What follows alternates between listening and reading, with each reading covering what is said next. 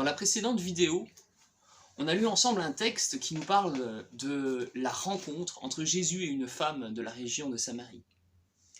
Et nous avons vu comment Jésus a répondu à la soif de cette femme qui était une soif d'amour. Et j'aimerais maintenant qu'on puisse voir ensemble comment Jésus vient à notre rencontre et comment il vient répondre à nos soifs, à nos besoins les plus profonds. Et il accomplit 3 choses pour nous, 3 actions. Première action que Jésus entreprend pour nous.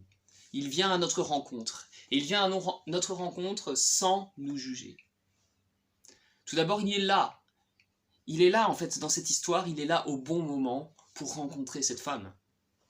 Elle ne pouvait pas le manquer. Elle venait chercher de l'eau au puits et lui se tenait à la margelle du puits. Donc on peut dire qu'ils ne pouvaient pas se manquer l'un l'autre. Et lui aussi ne pouvait pas ne pas la rencontrer parce que c'était comme un rendez-vous divin qui avait été préparé à l'avance.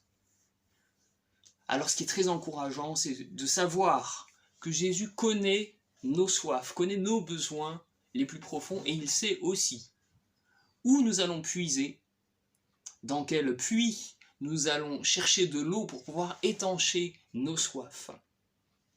Ça peut être soit le puits de l'amour sentimental, ça peut être le puits aussi de la reconnaissance professionnelle et personnelle au travers du travail, le désir d'accomplissement de soi. Autre puits auquel nous pouvons aller chercher de l'eau, ça peut être celui du confort, de la sécurité matérielle. Peut-être aussi que dans notre souffrance et dans notre mal-être, nous cherchons à puiser, nous cherchons à dépasser notre souffrance et à trouver le bien-être au travers de soins énergétiques, de séances de méditation. Et Jésus veut nous rencontrer là où nous sommes. Sur le chemin de ta vie, là où tu es, Jésus veut te rencontrer et il veut te dire une chose. C'est moi qui peux répondre à tes besoins.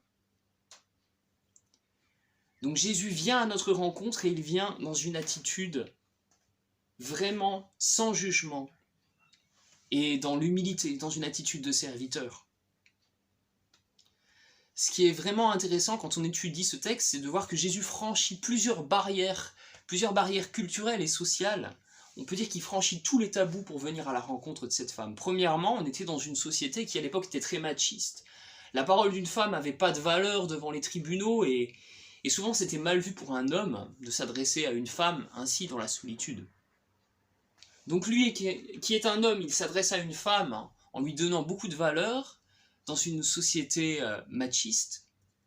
Ensuite, lui qui est juif parle à une samaritaine. Les juifs étaient racistes, anti-samaritains. Parce que les samaritains donc adoraient d'autres dieux que le Dieu d'Israël, ou plutôt ils adoraient le Dieu d'Israël, mais en mélangeant ce culte-là avec un culte aux idoles, et ils avaient un autre lieu de culte, comme on le voit aussi dans ce texte. Et donc en fait, Jésus qui était un juif, au lieu de juger, la femme vient vers elle. Cette femme, ensuite, c'est une femme méprisée dans le village. C'est d'ailleurs pour cela qu'elle vient puiser à midi. À midi, en Moyen-Orient et au Proche-Orient, il fait vraiment très chaud. Donc, on ne va pas pour le plaisir puiser de l'eau à midi dans ces pays-là. Comme autrefois dans nos pays, autour du lavoir, il y avait beaucoup de ragots, beaucoup de bruit, de rumeurs qui étaient colportées, et beaucoup de médisances, eh bien, cette femme-là, quand elle allait puiser de l'eau avec les femmes du village, elle devait être la risée de tout le village, parce qu'elle était dans une union illégitime et qu'elle avait eu 5 maris. Et Jésus, lui qui était une personne, on peut dire, plutôt recommandable sur le plan moral, va vers cette femme sans aucun jugement. Jésus ne nous juge pas, Jésus ne te juge pas. Il désire sincèrement établir une relation avec toi, quel que soit ton présent et quel que soit ton passé.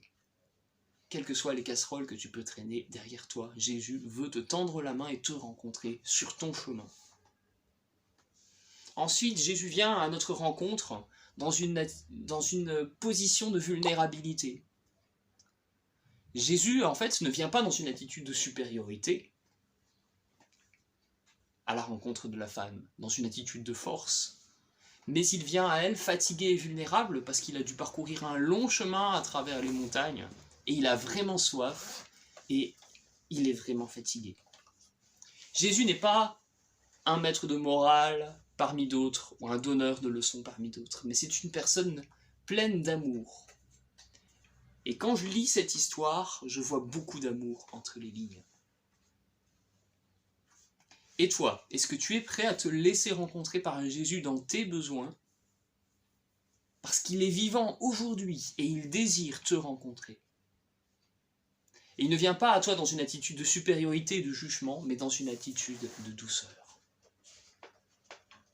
Il a dit dans l'évangile de Matthieu, donc chapitre 11, versets 28 et 29, « Venez à moi, vous tous qui êtes fatigués et chargés d'un lourd fardeau, et je vous donnerai du repos.